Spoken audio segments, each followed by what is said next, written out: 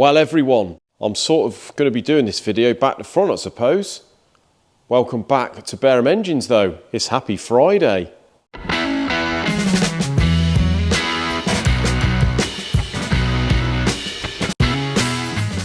So it is actually, what is it? It's 5:10 on a Thursday afternoon and I'm just about to go home guys, so I just thought I would run you through what's going on here before tomorrow. I haven't really had a chance to do any footage today. I know I said the other day, usually for Wednesday's video, I'll do it over sort of Tuesday and Wednesday, and Fridays I'll do over Thursday and Friday, but it's been manic at the minute. It's manic with emails, trying to respond to all the emails and the requests and that. It's ridiculous. I sort of need a receptionist for that, but there we go. Got quite a lot done actually, guys. The Fiat is going tomorrow. That's all palleted up.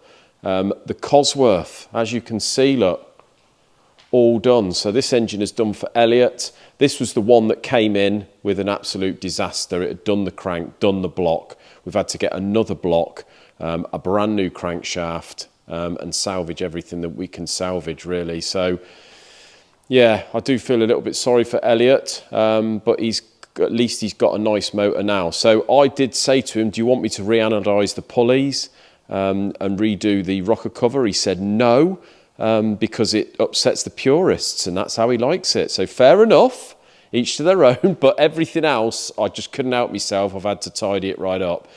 So we've got nice new core plugs in the block, all painted, got all new studs in the head. I had to do one helicoil on the exhaust studs there.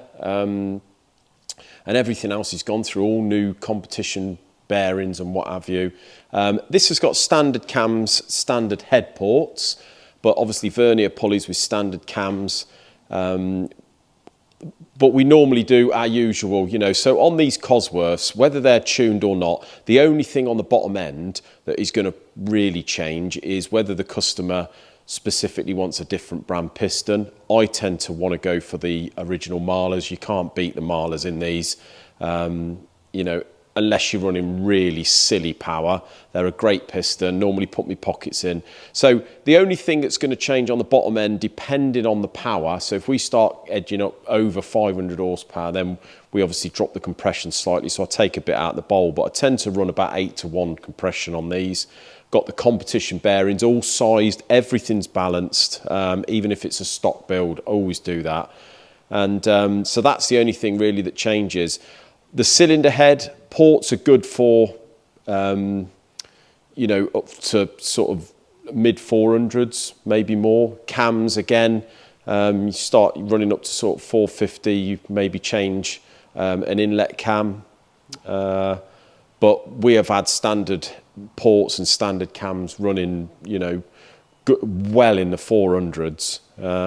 So these engines, yeah, if you want to run around 400 for road use, which I think that Elliot is going to end up doing, this spec here, absolutely perfect. I personally think if it's a two-wheel drive car, 400, 420 horsepower, something like that, in a two-wheel drive Sapphire or Sierra, absolutely perfect for road use.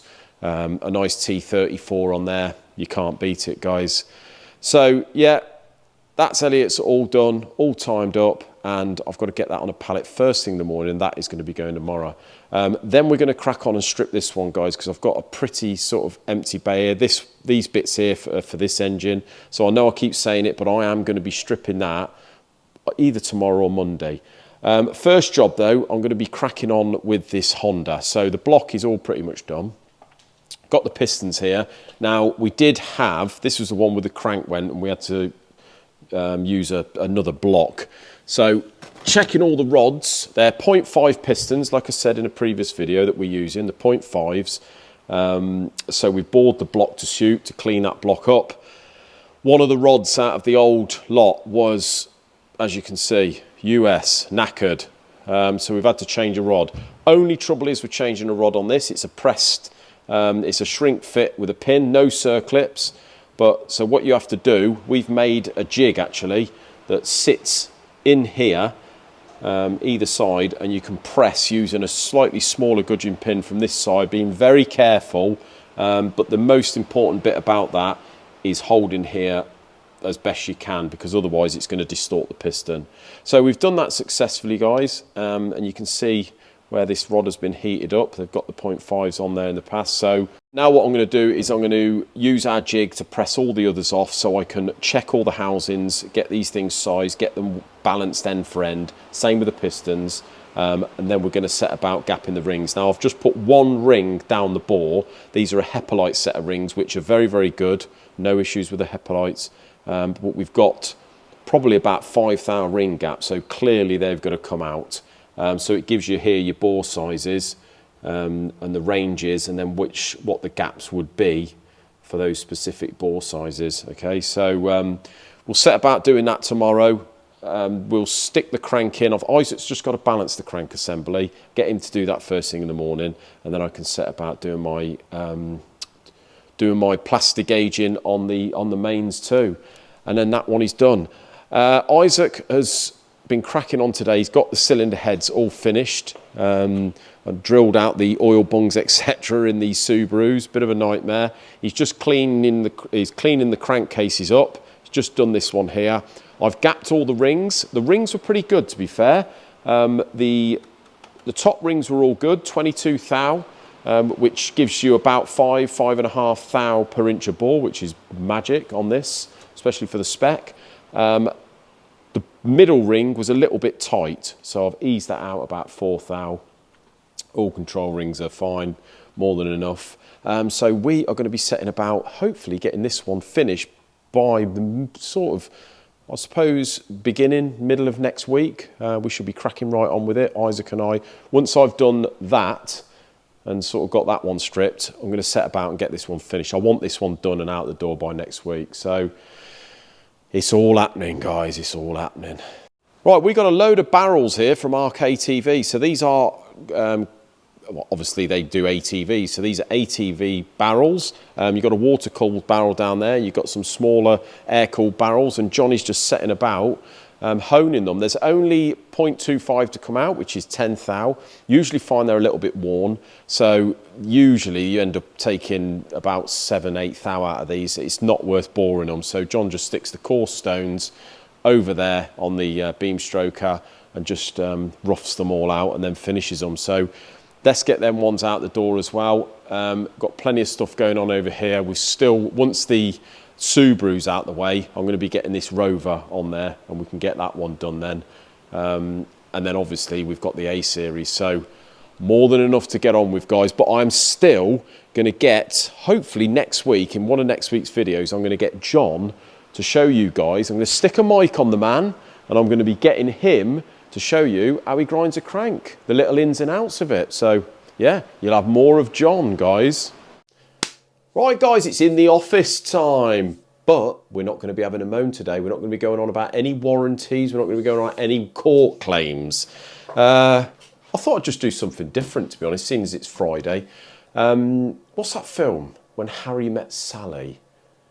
Well, today I'm going to do When Lee Met John, I think. And so on our second channel last week, as you all know, maybe, we had John on there. We had really positive response and comments towards John being on the channel. Obviously, John's probably of the ear of a lot of our viewers, so he's right up your street. Yes, very knowledgeable guy. He's 70 years old now. He probably won't mind me telling you that. But it doesn't look like he's going to be retiring anytime soon. He loves coming in here, which is absolutely fair enough. So what I thought I would do today is just very quickly tell you about the history of the sort of business and when John and I met here and the circumstances as to how I come about working here, etc. Very quickly, if you're interested. So I started here when I was 23 years old.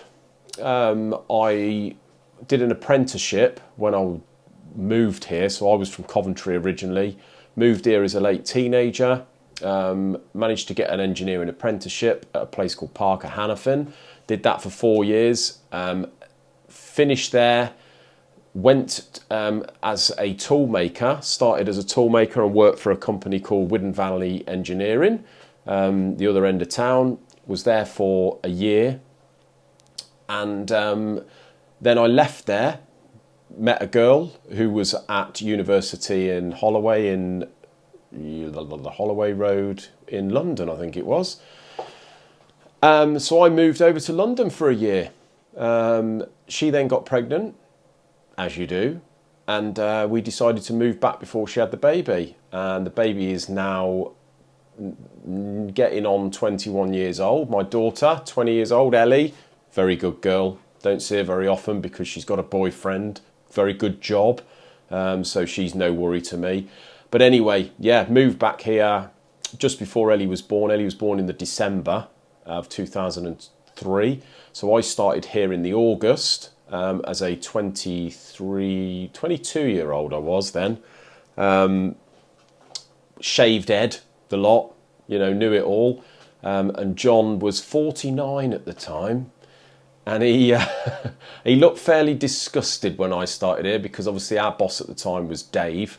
And Dave employed me, got recommended by a friend of mine that I was a pretty good sort of engineer for my age. So I started here then. There was the guy that was here before, Brian, was finishing conveniently. The weekend I moved back, I got the job, and Brian was here for another week before he left. I think Brian had been here for sort of 5-6 years prior to that. So I worked with Brian over that week, and he sort of showed me the ropes. As I say, John didn't look impressed that David employed a 22-year-old. Wasn't his era, you see. I think he'd had bad experiences with sort of training people, etc. Over the years, which is fair enough. I was a bit of still a pimply youth, I suppose. So yeah, I was a sort of engineer, knew me imperial and metric, and me knew how to read a mic, and, you know, as I say, I could work a lathe and a mill, etc. Because I did work on a XYZ 3-axis mill. That's what I did before I moved to London. So yeah, started with Brian. Be honest, as much as I was into cars back then, knew nothing about engines. I remember working with Brian the first day, and he was putting guides into a cylinder head, guide sleeves. I didn't even know what a valve was. Ain't got a clue. What does a valve do? Never even seen one. So yeah, I was a little bit concerned that I was going to be able to do it. But if you're keen, you know, it's a bit like Isaac, isn't it? He's come on leaps and bounds in the last year. So yeah, started working with Brian. He buggered off, and then John just showed me the ropes from there. Obviously, back then we were doing a lot of older stuff. We were doing a lot of refaces, cylinder heads and what have you. I do remember the first day I started, they had 16 cylinder heads sitting on the floor waiting to be skimmed. So back then we were doing a lot of garage work, repair work, cars on the ramp, got to get them done quick and all the rest of it. So there's a lot of cylinder head work. Very rarely, we usually had 1 or 2 engines on the go, but it was a lot of garage work, you know. And it was like that for years and years. You know, the K-Series Rover, the 1800 diesel Fords, stuff like that, you know. So that's the way it was for years and years. Then obviously 7.5 years ago, John and I bought the business. 2 years prior to us buying the business, I started advertising through Facebook, doing the Cosworths, because I obviously had a Cosworth, I took interest in them. So I was advertising, getting the engines in, doing them obviously through the business. So it worked well for Dave, worked well for myself, getting my name known. And then once we took over the business, bought it, we then sort of carried on, got a website, and, you know, carried on my advertising as Barum Engines then, because it was Barum Engineering before.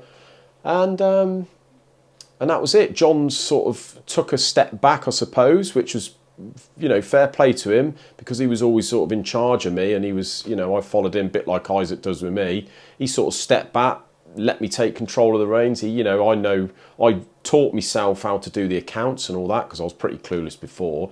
I actually bought the Sage accounts package before we bought the business, and taught myself how to use it, inputted all the customers and what have you in there. And so by the time we got going, I was pretty, you know, I could understand it a bit. So yeah, the idea was for me, once we took over the business, I then wanted to go in more to the sort of, well, the engines that we do now, the fast road, the motorsport, the classic stuff, you know, an edge away from cylinder heads and repair, because I knew that that was a bit dying. And to be honest, I think if it wasn't for the advertising, and definitely the YouTube, because the YouTube is a massive advertising tool, we'd be struggling now because we don't get a great deal of garage work anymore. People don't want to get involved with these repairs and that. So yeah, so that's where we've gone, guys. And obviously the last 2 years since the YouTube, it's changed once again. So most of our work comes from it. It's all we can pick and choose our jobs almost. It's nice work. We're getting set up gradually for that type of work, you know, trying to look a bit more professional. It was a bit spit and sawdust before, and it was for years. That's how John's worked for, you know, 40, 50 years or whatever. He started in his early 20s himself. So, yeah, so that's the sort of relationship. We've always had a good relationship. I respect John because he's of an older generation.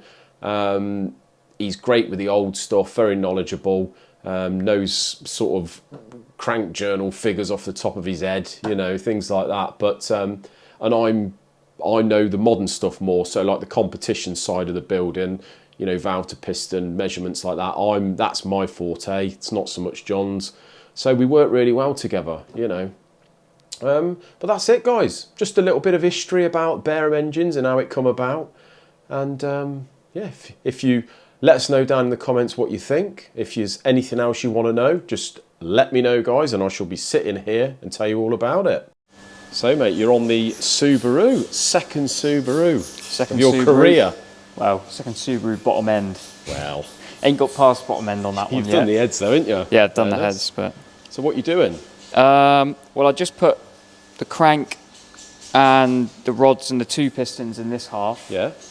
And now I've just decided I need to plastic gauge it. Just gauging it all up. Yeah. Although we haven't done anything to this crank and rods, we've checked the rods. Rods are perfect. Yeah. Just check that check the bearing clearances, see what we got. Exactly. Because we're using new bearings. It was ACL race before, but now we're using King race. And they can differ because King, like I've said to you before, King can do about 3 different grades of the same size bearings, depending on the part. Oh, right. So that's why we gauge them all. But look, he's got all these bits laid out over here. Look, that means business. I was about to put the 2 halves together, and then I realised probably should plastic gauge it before I do that. So yeah, probably. May as well anyway. But we're hoping to get this one done next week, mate, aren't we? Hopefully. Be nice. I reckon we will. So is the crank anything special, or is it just a standard nitrided one? Standard, I think. Don't even know if it's a nitrided one. I think they normally are, don't they? Yeah. What rods are they? Carrillo. Nice. Expensive. Right. Just try and make sure so this crank doesn't move. These are 3/8 bolt? I think Same so. as the Cosworths, I think, aren't they? Yeah. So these talk to, with the ARP lube, obviously we've measured them, make sure they're the right length. And these talk to 45 foot-pounds.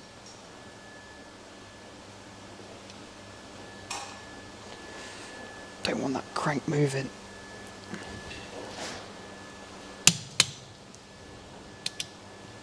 Shouldn't do this with the torque wrench, but everyone moaning about this. Never mind. I'm gonna, so. Never mind, it'll be fine.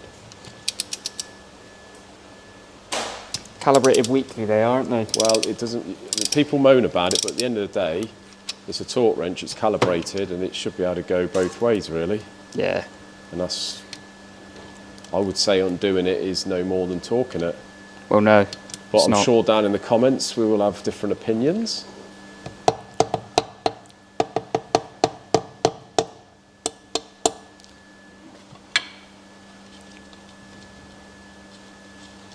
Just while Isaac's checking that, I can show you here, we've got the cylinder head off the Cosworth. So this has got liners in. You can see there where the liners, they've machined it completely out. So what liners these are, I do not know, but I think they are a top hat liner, which is good news. None of them feel like they've dropped. Balls look glazy. It absolutely stinks of fuel in there.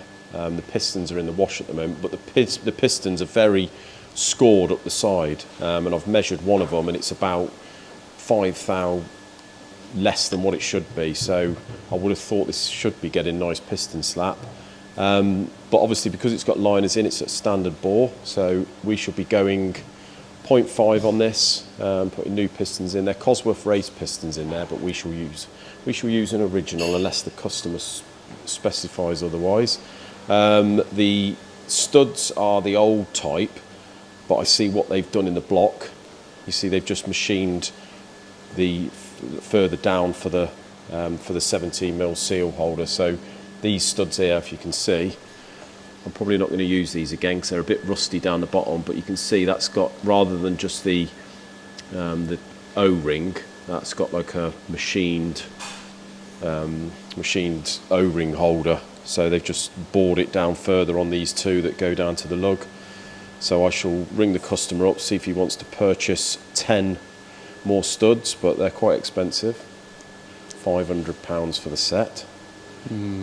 Not the cheapest. But that is what I would recommend doing, because it's obviously, this engine's a very old build, it's an unknown.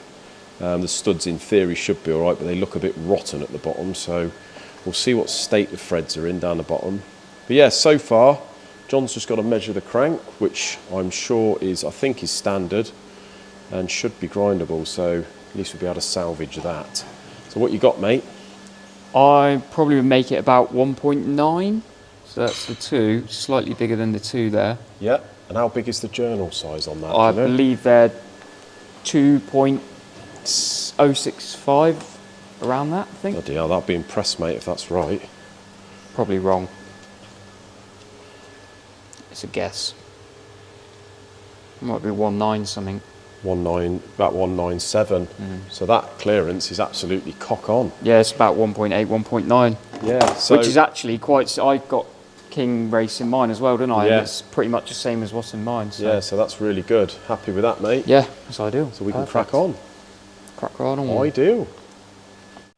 So that is it for today's video, guys. I hope you have a wonderful weekend. We will see you next week, and yeah, enjoy your days off. Take care, guys.